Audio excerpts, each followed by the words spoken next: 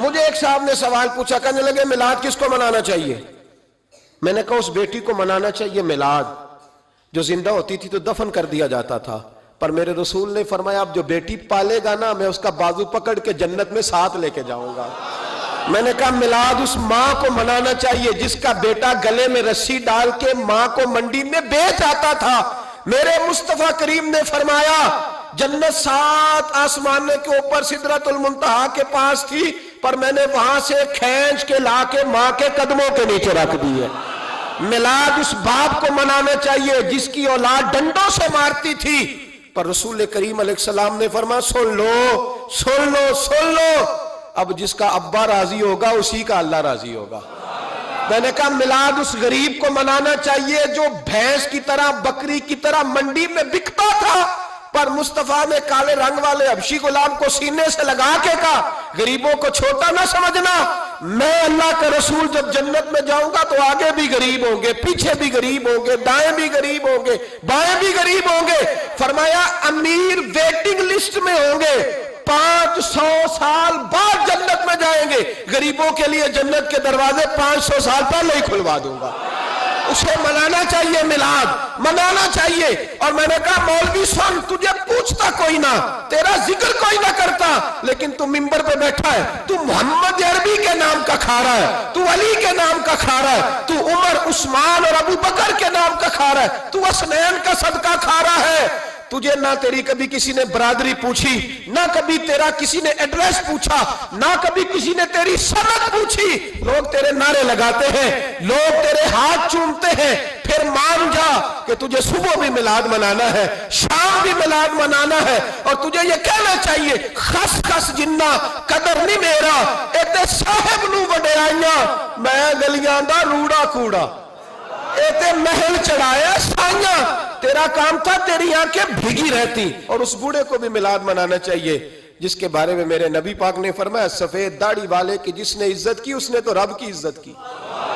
اس نے تو رب کی عزت کی۔ میرے بھائی اس مزدور کو بھی میلاد منانا چاہیے جس کے بارے میں نبی پاک نے فرمایا جو اپنے ہاتھوں پہ چھالے ڈال کے مزدوری کرتا ہے میں نے تو اسے رب کریم کا دوست بنا دیا ہے۔ ہر اس طبقے کو میلاد منانا چاہیے جسے میرے رسول نے عزت عطا فرمائی۔ اس بہن کو بھی میلاد منانا چاہیے جس کے بارے میں نبی پاک نے فرمایا اگر کسی کا باپ چلا جائے اور اس کے حصے میں بہنیں آ جائیں، 4 بہنیں، 3 بہنیں یا 2 بہنیں بیاہ کے جو آیا تم سے، میرے محبوب نے فرمایا میری انگلیاں جڑی ہوئی ہیں نا، اس طرح میں اسے اپنے ساتھ جوڑ کے جنت میں لے کے جاؤں گا۔ اس بہن کو میلاد نہیں منانا چاہیے۔ میرے رسول پاک نے فرمایا جس کی بیٹی واپس آ جائے، طلاق ہو گئی یا بیوہ ہو گئی، واپس آ گئی،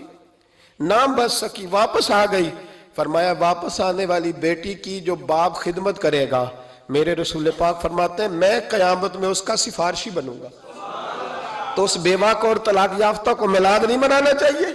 وہ اس رسول کا ذکر نہیں کرے گی جس نے اتنا درجہ دے دیا، اتنا نواز دیا، اور تجھے تو صبح و شام میلاد کرنا چاہیے تھا، تجھے تو صبح و شام درود کرنا چاہیے تھا، سلام کے گجرے بھیجنے چاہیے۔ یا رسول اللہ کہتے تیری زبان جو ہے وہ ہر وقت تر رہنی چاہیے تھی، تو بحث کر رہا ہے، تو اس پہ دلیلیں دے رہا ہے، تو اس پر باتیں کر رہا ہے۔ حضرت عمر سے پوچھنا،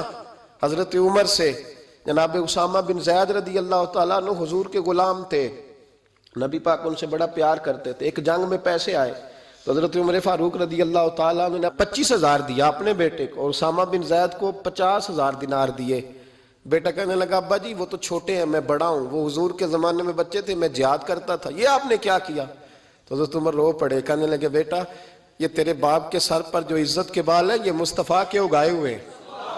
یہ نبی پاک، اسامہ سے نبی پاک کا پیار بڑا تھا، حضور کی محبت بڑی تھی۔ بیٹا اس کے ناک سے رینٹ نکلتی تھی تو رسول پاک اپنے ہاتھوں سے صاف کر دیتے تھے،